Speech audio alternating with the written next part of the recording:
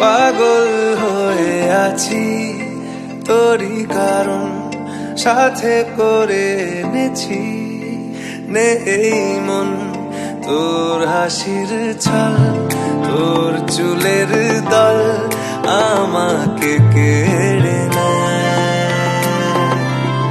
তোর চোখের ঝিল জানি বেরোনো মুশকিল, মানি তাও পারি না যে এগিয়ে গিয়েছে আমারই দুটো পা।